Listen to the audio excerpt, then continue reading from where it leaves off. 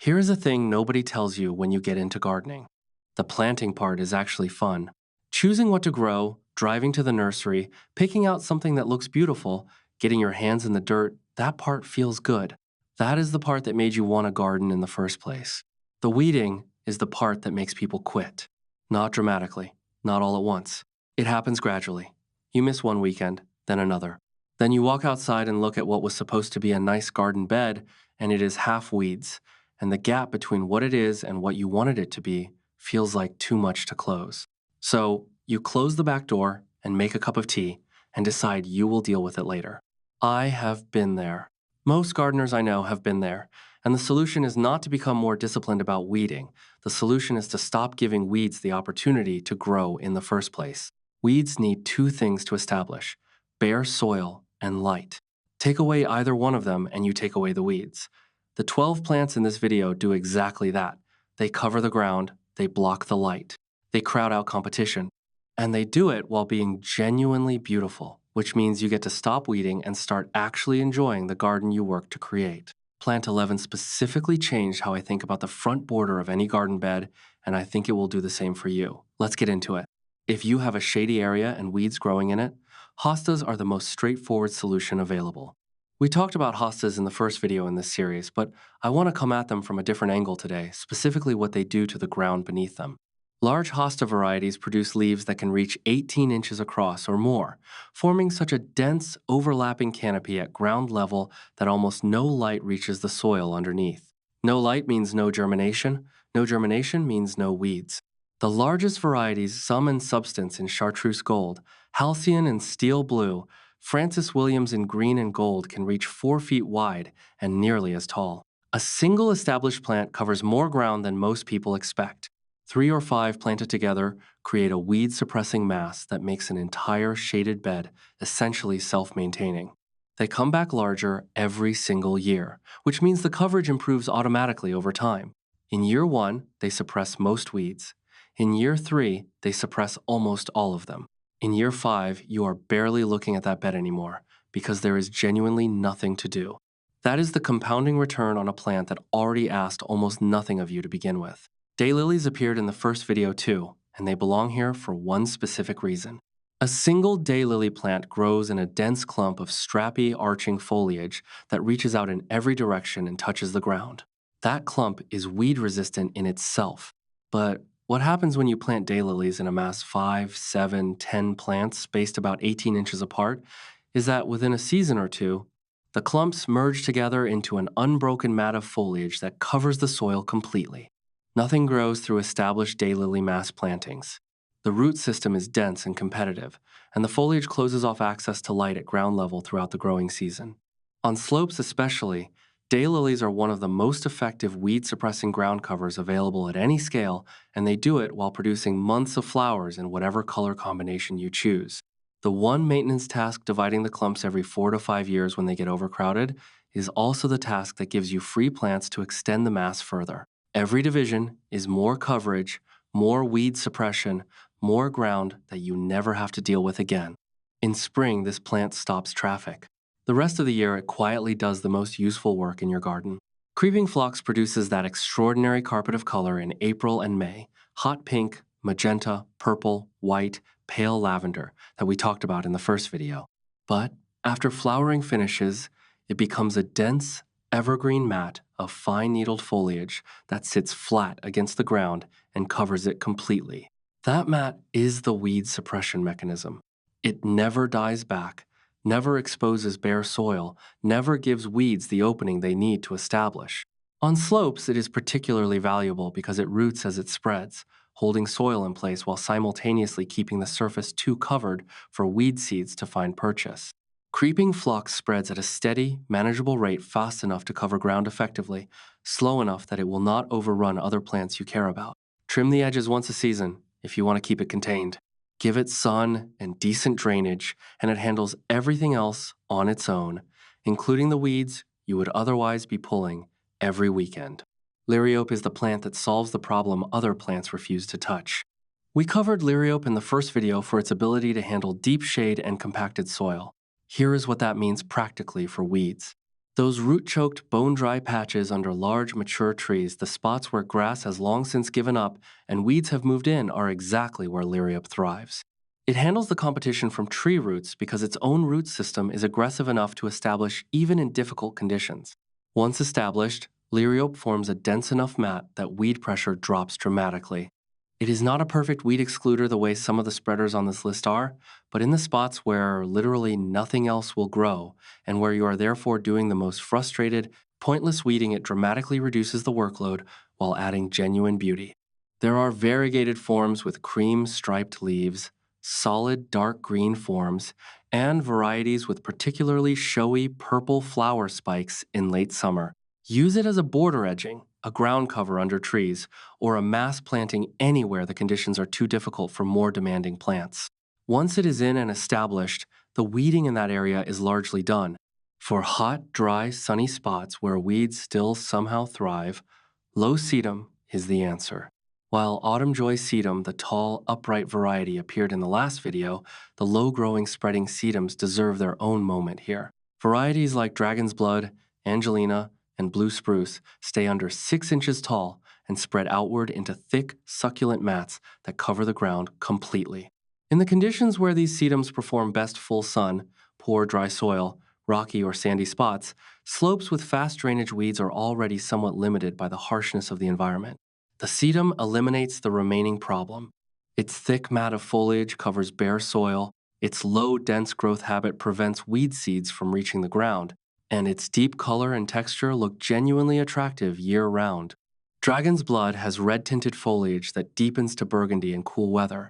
Angelina is vivid chartreuse gold in summer, turning orange and red in fall. Blue spruce is steel blue-green with a fine needle-like texture. Any of them will cover a difficult sunny spot and eliminate the weeding that spot currently demands from you. Catmint earns its place on this list by being the best-looking weed suppressor available for a sunny border. We have covered catmint in both previous videos, but its weed-suppressing properties specifically justify another look. Walker's low catmint grows into a mounding mass 2 to 3 feet wide with dense, aromatic foliage that sits close to the ground and crowds out weeds throughout the growing season. Along the front of a garden bed, the place where weeds are most visible and most embarrassing, catmint creates a soft, continuous edge of silver-green foliage and lavender-blue flowers that looks designed and beautiful while simultaneously doing the unglamorous work of keeping the soil covered. The aromatic foliage is part of why it works so well. Deer, rabbits, and many insects that might otherwise disturb the soil around it tend to leave it completely alone.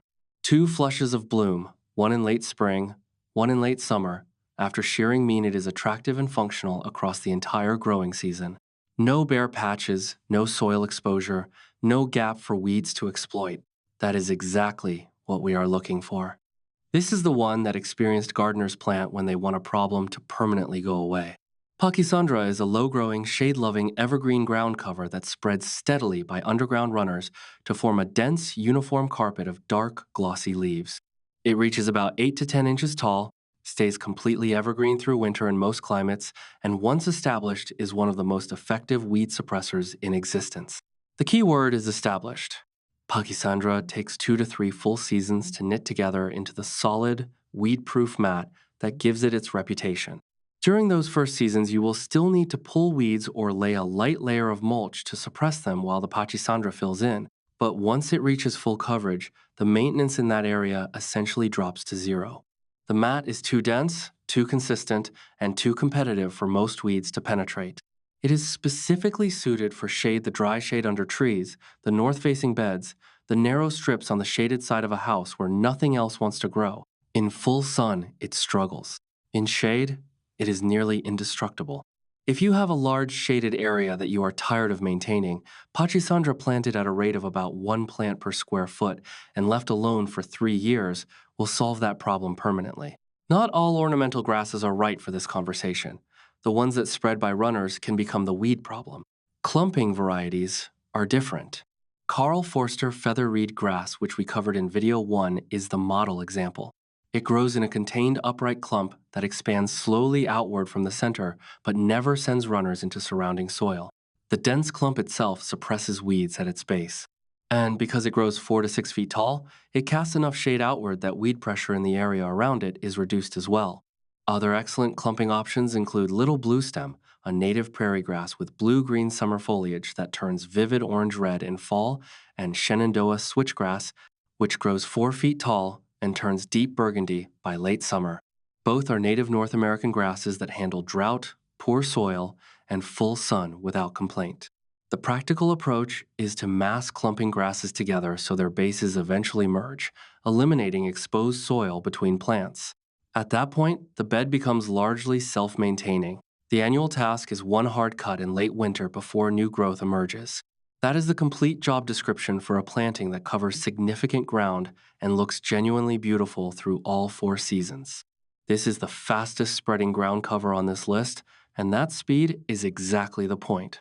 Ajuga spreads by surface runners similar to strawberries that root as they travel outward across the soil. In a single growing season, one plant can spread 18 to 24 inches in every direction. A few plants installed in spring can cover significant ground by fall. And the foliage it produces is genuinely attractive. Low, glossy rosettes in deep burgundy, chocolate bronze, or variegated green and cream, depending on the variety. In late spring, Ajuga sends up short spikes of vivid blue-purple flowers that are beautiful and attractive to pollinators. After flowering, the foliage mat takes over and does the real work covering bare soil, crowding out weeds, and staying largely evergreen through winter in mild climates. One honest caveat: Ajuga's speed is an asset in bare problem areas and a liability if it is planted next to a lawn. It will spread into turf without hesitation, and separating it once it has is tedious. Install a physical edging barrier between Ajuga and any lawn area, and it stays where you want it. Within its designated space, nothing suppresses weeds faster or with less effort required from you. Individual coneflowers are beautiful. Masses of coneflowers are both beautiful and genuinely useful for weed control. A single coneflower plant produces one clump of basal foliage and a few upright stems. It is not particularly aggressive in covering ground, but coneflowers self-seed readily, and within 2 to 3 seasons, a planting of 5 or 6 plants becomes 15 or 20, spreading naturally to fill in gaps and crowd out weeds across an expanding area. The key is to allow this self-seeding to happen by leaving the seed heads standing through fall and winter, which also feeds the goldfinches and chickadees that strip them through cold months, and simply editing out any seedlings that appear in spots. You do not want them in spring. It takes about 5 minutes. In exchange, your coneflower planting becomes denser, fuller, and more weed-resistant every single year without you buying additional plants. This is a different model from the other plants on this list. It is not instant ground coverage. It is a system that builds its own weed suppression capacity over time, becoming more effective and more beautiful with each passing season. For a large sunny bed where you want long-term self-sustaining color and low maintenance, let coneflowers naturalize and do this work for you. Salvia made the first video for its color and pollinator value. It belongs here for a different reason. Woodland sage varieties like Caradonna, May Night, and East Friesland forms dense, low rosettes of textured aromatic foliage that stay tight to the ground and cover soil effectively between bloom cycles. The foliage itself is weed suppressing because it is thick, aromatic enough to deter browsing, and dense enough to shade the soil beneath it. But the real reason it belongs on this list is what happens at the base of an established clump. Woodland sage spreads slowly outward over several seasons, thickening its footprint and increasing its ground coverage without ever becoming aggressive or invasive. By year 3 or 4, a well-placed group of 3 plants has merged into a continuous mass of foliage that keeps the soil covered from early spring through late fall. 2 rounds of bloom, deep violet-blue spikes in late spring. Repeat bloom in late summer make it one of the most ornamentally valuable plants on this list. Weed suppression that also brings in bees and butterflies all season while producing months of vivid purple color is a genuinely excellent return on a $10 plant. Nothing on this list looks quite like this one, and that is part of what makes it work so well. Lamb's ear produces thick, densely felted silver-white leaves that are soft to the touch and so reflective in sunlight that they light up a garden bed like a beacon.